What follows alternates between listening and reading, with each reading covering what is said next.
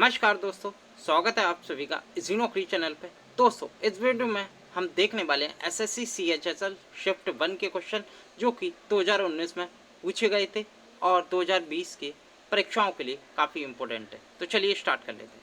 Question बल 1 पूछा गया था, 2011 की जनगणना के अनुसार निम्नलिखित में से किस राज्य केंद्र शासित प्रदेश ने साक्षरता दर के मामले में दूसरा स्थान प्राप्त किया है? तो इसका जो सही आंसर था लक्षद्वीप, जो कि दूसरे स्थान पे रहा था। और मैं बता दूं फ्रेंड, केरल जो है भारत में केरल की सबसे ज़्यादा साक्षरता दर है। तो केरल की है 93.41। अगर मैं केरल के बाद लूं तो केरल के बाद जो आता है तो वो लक्षद्वीप ही आता है दूसरे नंबर पर, जिसकी जो लिटरेसी रेट है वो है 92.28। इससे इससे संबंधित फ्रेंड्स ये भी पूछा जा सकता है, सबसे लोएस्ट लिटरेसी रेट कहाँ का है? तो वो बिहार राज्य का है। बिहार राज्य का सबसे कम साक्षरता दर है।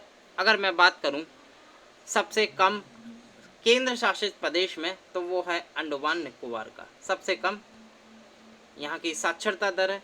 बात करूं इसमें दूसरा राज्य पूछा था साक्षरता दर के मामले में सबसे ज़्यादा, तो वो था लक्षद्वीप। और बात करूं मैं लिटरेसी रेट इंडिया की, तो इंडिया की जो ओवरऑल लिटरेसी रेट है यानी कि साक्षरता दर है वो है 74.04। वहीं मैं बात करूं पुरुषों की कितनी साक्षरता दर है, तो पुरुषों की है फ्रेंड 82.14। और महिलाओं की मैं बात करूं तो 65.46 महिलाओं की साक्षरता दर है। तो फ्रेंड्स, इतना जो डाटा है वो सफिशिएंट है एग्जाम के लिए। क्वेश्चन 2 देख लेते हैं। क्वेश्चन 2, कृषि के संदर्भ में बरानी शब्द का क्या अर्थ है?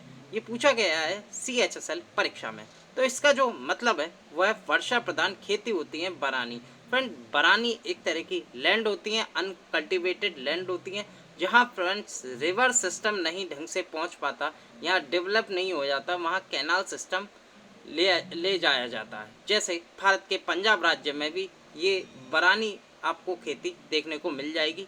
ये कैनाल सिस्टम के द्वारा रिवर से जो कैनाल नहर निकाली जाती हैं वो इन अनकल्टिवेटेड लैंड पर ले जाई जाती हैं। और ये जो लैंड होती हैं इन्हें फ्रेंड वर्षा की बहुत ज़रूरत होती है। और ये फ्रेंड एक तरह की उपजाऊ मिट्टियाँ होती हैं और इन्हीं को ही वर्षा प्रधान खेती कहते हैं। जहाँ रिवर सिस्टम विकसित नहीं होता वहाँ कैनाल सिस्टम ले जाया जाता है इन्हें डेवलप करने के लिए लैंड को। और भारत में ये फ्रेंड राजस्थान में भी आपको देखने को मिल जाती हैं और भारत के पंजाब राज्य में भी बहुत ज़्यादा देखने को मिल जाएंगी बरानी जो लैंड होती है, और पाकिस्तान में भी ये देखने को मिलती हैं। क्वेश्चन नंबर 3 पर चलते हैं।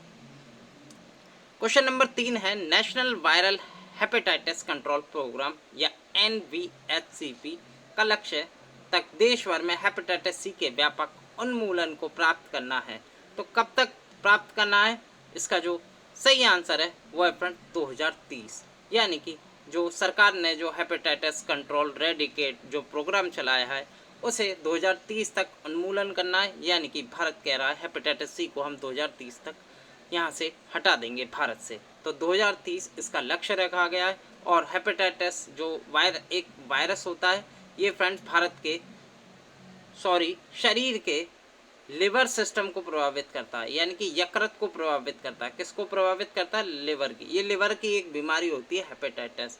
ठीक है, ये आपको याद रखना है। इसके जो हेपेटाइटिस ए होता है, बी होता है, सी होता है और डी भी होता है। और फ्रेंड्स, ये जो मानव शरीर के लिवर को बहुत प्रभावित करता है। ठीक है, याद रखना। और करंटली भारत के जो स्वास्थ्य मंत्री हैं वो हैं डॉक्टर हर्षवर्धन। चलिए अगले क्वेश्चन पे चलते हैं। क्वेश्चन नंबर 4, 19वीं शताब्दी में मध्य भारत में सतनामी आंदोलन की स्थापना किसने की थी? तो ये क्वेश्चन पूछा गया है पिछले बार सीएचएसएल की परीक्षा में शिफ्ट 1 में। तो सबसे पहले मैं बता दूं सतनामी आंदोलन क्या था। तो 1672 में किसानों और मुगलों के बीच मथुरा के निकट नारनौल नामक स्थान पर एक युद्ध हुआ, जिसका नेतृत्व सतनामी नामक एक धार्मिक संप्रदाय ने किया था। सतनामी आंदोलन की जो स्थापना है वो फ्रेंड गुरु घासीदास ने की थी। अगर गुरु घासीदास आपको ऑप्शन ना मिले तो एक और इनके स्थापना का श्रेय इन्हें भी जाता है फ्रेंड। इनका नाम था वीरभान। क्या नाम था? वीरभान। ठीक है, अगर गुरु घासीदास आपको ना मिले तो वीरभान जरूर लगाए ना, क्योंकि ये इंपॉर्टेंट है और ये भी पूछा जाता है। गुरु घासीदास और दोनों ही वीरभान सतनामी आंदोलन की स्थापना का इन दोनों को ही श्रेय जाता है। ठीक है, याद रखना। अगला क्वेश्चन देख लेते हैं, 5वां क्वेश्चन। पुस्तक टारगेट 3 बिलियन के लेखक कौन है? तो ये काफ़ी इंपॉर्टेंट क्वेश्चन है और पूछा भी गया है। इसका जो सही आंसर है वो है एपीजे अब्दुल कलाम। एपीजे अब्दुल कलाम का जो पूरा नाम था अब्दुल पाकिर जैनुलब्दीन अब्दुल कलाम मसूदी इन्हें कहते थे, और ये भारत के मिसाइल मैन और भारत के राष्ट्रपति भी रहे थे, और ये भारत के 11वें राष्ट्रपति रहे थे। इनका जो जन्म है वो रामेश्वर में हुआ था 1931 में, और इनकी जो मृत्यु कार्डियक अटैक आया था, इन्हें हार्ट अटैक आया था, और 2015 में शिलोंग में हो गई थी। इनकी जो बुक हैं वो फ्रेंड्स पुस्तक टारगेट 3 बिलियन के भी लेखक हैं, और विंग्स ऑफ फायर भी इन्होंने लिखी थी, और इंडिया 2020 भी इन्होंने पुस्तक लिखी थी। इंडिया 2020 काफ़ी एग्जाम में पूछी गई है, और इग्नाइट माइंड भी इनकी प्रमुख कृति थी, याद रखिएगा। तो ये एपीजे अब्दुल कलाम द्वारा लिखित है। छठा क्वेश्चन देख लेते हैं, बलबीर सिंह सीनियर्स जिन्होंने लाइफ टाइम अचीवमेंट 2020 के लिए ESPN स्पोर्ट्स से संबंधित है अवार्ड जीता, तो किस खेल से संबंधित है बलबीर सिंह सीनियर, जिनका अभी हाल ही में देहांत भी हो गया है और पद्मश्री पुरस्कार से भी नवाजे गए हैं बलबीर सिंह सीनियर? इसका जो सही आंसर है वो है हॉकी। तो इन्हें फ्रेंड अभी 2020 के लिए ESPN life time achievement award 2020 मिला गया है। और फ्रेंड्स जो पिछली साल जो क्वेश्चन बना था वो 2019 के लिए पूछा था, लेकिन मैंने इस बार 2020 के लिए पूछ लिया, तो अभी इन्हें लाइफ टाइम अचीवमेंट हॉकी में मिला है। अगर मैं बात करूं जो ESPN अवार्ड देता है, तो sport person of the year female category में किसे मिला है? तो वो मिला है PV सिंधु को। फीमेल कैटेगरी में sport person of the year का अवार्ड मिला है PV सिंधु, जो कि बैडमिंटन की खिलाड़ी है। बात करूं sport person of the year man यानी कि मेल कैटेगरी में किसे मिला है अभी? तो वो मिला सौरभ चौधरी को। ये पिस्टल शूटर हैं फ्रेंड, सौरभ चौधरी को मिला। इतना आप सफिशिएंट है, एग्जाम में पूछा जा सकता है। फीमेल कैटेगरी में स्पोर्ट पर्सन मिला है PV सिंधु, और जो पुरुष कैटेगरी में सौरभ चौधरी को मिला है। और जो अभी जो लाइफ टाइम अचीवमेंट मिला है वो हॉकी के लिए मिला है बलबीर सिंह सीनियर को, जिनका हाल ही में अभी देहांत भी हो गया। 7वां क्वेश्चन देख लेते हैं, लिक्विड इन ग्लास थर्मामीटर में आमतौर पर उपयोग किए जाने वाले तरल पदार्थों में से कौन एक है? और इसका जो सही आंसर है वो है फ्रेंड एल्कोहल। जैसे कि आप जानते हैं एल्कोहल का जो फ्रीजिंग पॉइंट होता है वो होता है -114 सेल्सियस में होता है फ्रेंड्स। -114 इतने पे एल्कोहल जम जाता है। फ्रेंड्स कोई मुझे बता सकता है बॉइलिंग पॉइंट कितना होता है एल्कोहल का? तो मुझे कमेंट जरूर करें अगर आप मेरी वीडियो देख रहे हैं, ठीक है। और जैसे फ्रीजिंग पॉइंट वाटर का मैं बताता हूँ 0 डिग्री सेल्सियस पर वाटर जम जाता है। बॉयल वाटर जो होता है वो 100 डिग्री सेल्सियस पे जम जाता है, लेकिन जो एल्कोहल का फ्रीजिंग पॉइंट होता है वो -114 डिग्री सेल्सियस होता है। लेकिन मैंने क्वेश्चन आपसे पूछा बॉइलिंग पॉइंट कितना होता है एल्कोहल का, ये मुझे कमेंट में ज़रूर बताएं। तो इसका जो सही आंसर था एल्कोहल। 8वां क्वेश्चन देख लेते हैं, वर्ड डॉक्यूमेंट के संदर्भ में गुटर शब्द के लिए प्रयोग किया जाता है। तो गुटर शब्द कंप्यूटर में किस लिए, डॉक्यूमेंट बनाने में किस लिए किया जाता है? तो इसका जो सही आंसर है सिलाई और बाइंडिंग के लिए एक तरफ बचा हुआ स्थान में गुटर शब्द का यूज़ किया जाता है। और इसके संबंध में करंट अफेयर से संबंध में देखूं तो करंटली भारत के जो IT मिनिस्टर हैं वो कौन हैं? Electronics and information technology minister कौन है भारत के? तो वो हैं श्री रविशंकर प्रसाद। मैं लिख देता हूँ श्री रविशंकर प्रसाद, जो कि भारत के IT मिनिस्टर हैं। ये भी आप मिनिस्ट्री भी याद कर लें, जो भारत के IT मिनिस्टर हैं। 9वें क्वेश्चन पे चलते हैं। 9वां क्वेश्चन है, कोविड-19 से मुक्त होने वाला विश्व का पहला देश कौन बना है? फ्रेंड्स ये चारों ही देश जितने भी ऑप्शन में है ये सारे ही फ्रेंड फ्री हो चुके हैं कोरोना वायरस से, लेकिन सबसे पहले कौन फ्री हुआ था? तो वो हुआ था friend Papua New Guinea. Papua New Guinea जिसकी राजधानी है पोर्ट मोरेसेबे, ठीक है, मोरेसेबे। मैं लिख देता हूँ मोरेसेबे, इसकी राजधानी है पोर्ट मोरेसेबे। और करंटली पपुआ न्यू गिनी के जो प्राइम मिनिस्टर हैं वो हैं जेम्स मर्रप्पे। मैं लिख देता हूँ जेम्स मर्रप्पे, जो कि एग्ज़ाम के लिए इम्पोर्टेंट है। मर्रप्पे आप याद कर सकते हैं, जेम्स मर्रप्पे। पपुआ न्यू गिनी जो कि विश्व का पहला देश का बना है, जो कि पपुआ न्यू गिनी मुक्त होने वाला कोविड-19 से पहला देश बना है। न्यूजीलैंड अभी हाल ही में ये भी कोरोना मुक्त हो गया, जिसकी कम से कम 50 लाख जनसंख्या थी, और इसने फ्रेंड कोविड-19 पर काबू पा लिया, और ये मुक्त के UN के द्वारा WHO के द्वारा मुक्त घोषित कर दिया भी गया है। 10वां क्वेश्चन देख लेते हैं, वित्त आयोग की नियुक्ति के बारे में भारतीय संविधान के किस अनुच्छेद में उल्लेख दिया गया है? वित्त आयोग के जो नियुक्ति के बारे में, तो इसका जो सही आंसर है अनुच्छेद 280 में वित्त आयोग की फ्रेंड डेफिनेशन दे रखी है, यानी कि 280 आर्टिकल कहता है वित्त आयोग का गठन हर 5 साल में किया जाता है। याद रखिएगा 5 साल के लिए जो टर्म होता है वित्त आयोग का, तो ये बनाया जाता है। अभी जो टर्म चल रहा है 2020 से 25 चल रहा है, और करंटली जो इसके जो चेयरमैन है वित्त आयोग के अध्यक्ष हैं वो हैं NK सिंह। कभी कभी NK सिंह का पूरा नाम से भी पूछ लिया जाता है। NK सिंह का पूरा नाम क्या है, तो वह है नंद किशोर सिंह। ठीक है, याद रखना नंद किशोर सिंह इनका पूरा नाम है, ये पूछा भी गया है एग्जाम में। तो 280 आर्टिकल में आता है वित्त आयोग। 11वां क्वेश्चन देख लेते हैं। उसेन बोल्ट जो कि IAAF पुरुष athlete of the year award कितनी बार उन्होंने जीता है? IAAF पुरुष एथलीट ऑफ द ईयर उन्होंने कितनी बार जीता है? इसका जो सही आंसर है वो है फ्रेंड 6 बार ये जीत चुके हैं। ये क्वेश्चन पिछले साल पूछा गया था, ये 6 बार, और इस बार शायद पूछा जा सकता है कि कितनी बार ओलंपिक पदक विजेता हैं, स्वर्ण पदक विजेता हैं। तो फ्रेंड 8 बार इन्होंने ओलंपिक स्वर्ण पदक जीता है, लेकिन athlete of the year award IAAF के ये 6 बार रहे हैं, और 8 बार इन्होंने फ्रेंड्स स्वर्ण पदक विजेता हैं। ये याद रखिएगा। ये जमैका के किंगस्टन से आते हैं उसेन बोल्ट, और ये फ्रेंड्स 100 मीटर, 200 मीटर, 400 मीटर की रिले दौड़ में इन्होंने महारत हासिल कर रखी है। 12वां क्वेश्चन देख लेते हैं।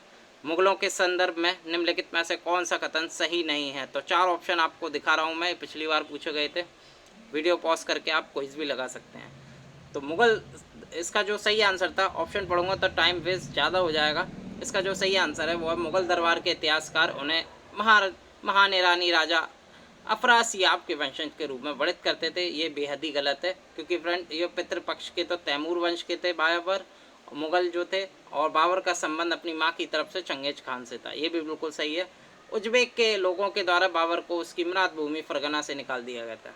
बिल्कुल सही है, क्योंकि बाबर एक भगोड़ा था, फरगना से निकाला गया था। तब इसे फ्रेंड्स यहाँ का निमंत्रण पत्र आया भारत की तरफ से, और उन्होंने कहा कि लोधी वंश पर आप हमला कीजिए। 1526 में पानीपत का प्रथम युद्ध हुआ, जिसमें लोधी वंश साम्राज्य धराशायी हो गया, और इस पर बाबर साम्राज्य की जीत हुई, और बाबर साम्राज्य की यानी कि मुगल साम्राज्य की स्थापना हुई।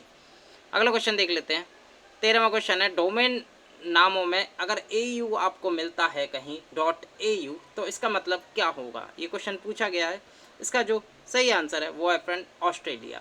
.AU का मतलब है ऑस्ट्रेलिया। ऑस्ट्रेलिया की जो राजधानी है वो है कैनबरा, और ऑस्ट्रेलिया के जो अभी वर्तमान प्रधानमंत्री हैं वो हैं स्कॉट मॉरिसन। कौन है? Scott Morrison.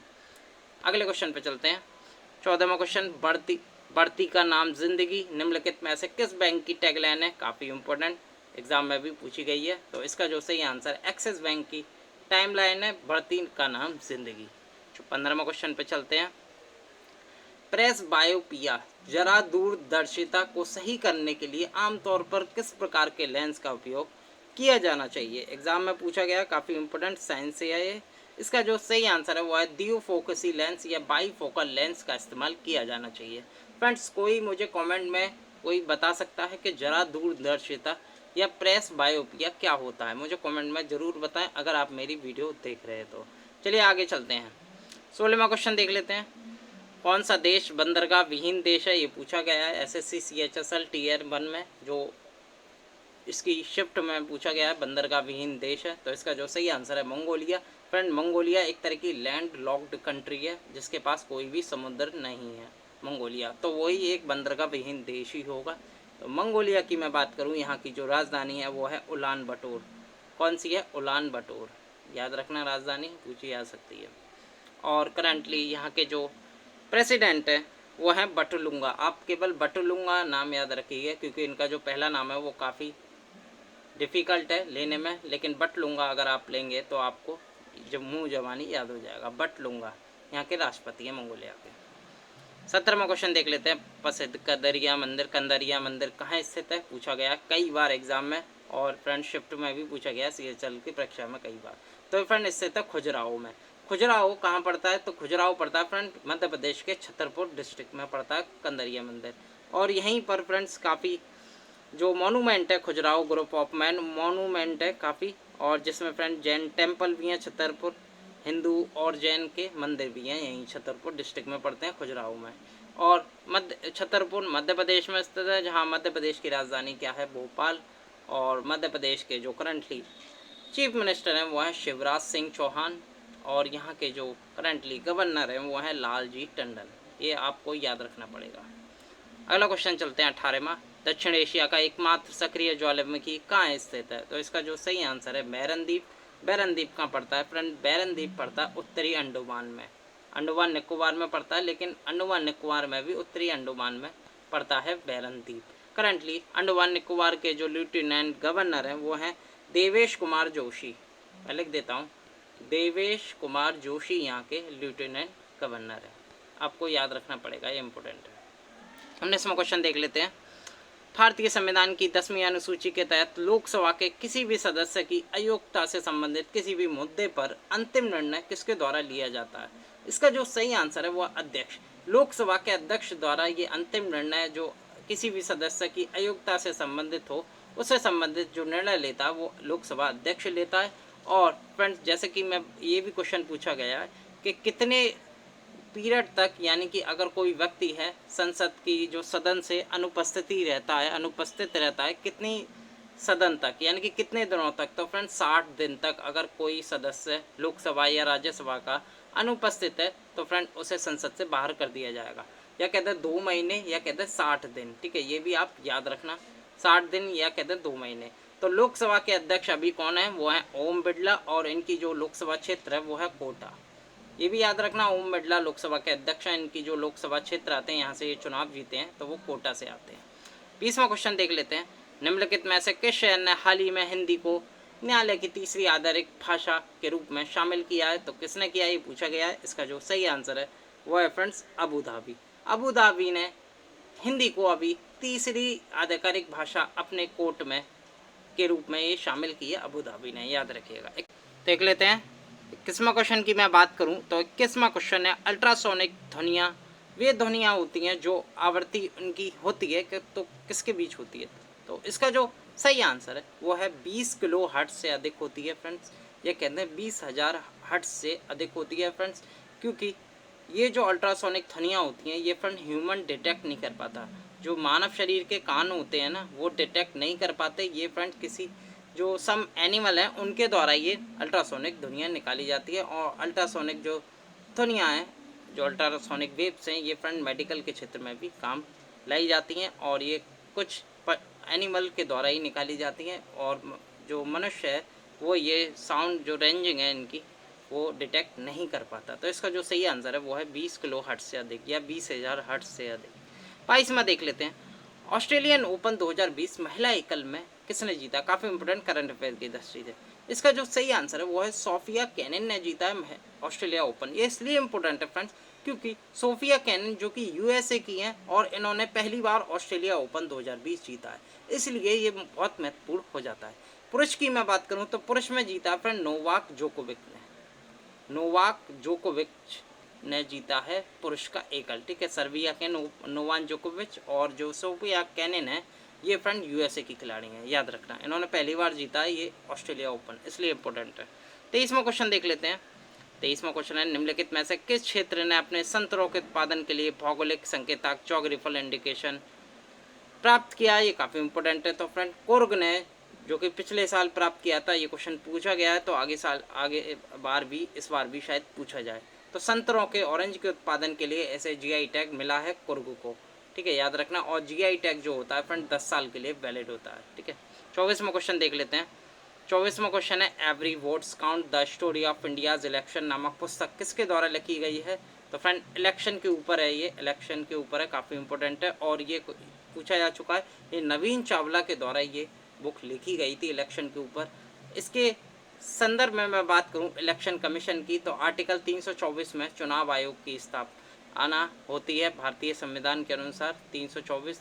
और फ्रेंड्स कोई मुझे बता सकता है कमेंट में कि अभी मुख्य चुनाव आयुक्त कौन है भारत के? मुझे कमेंट में ज़रूर बताएं। लास्ट क्वेश्चन देख लेते हैं इस वीडियो का, 25वां।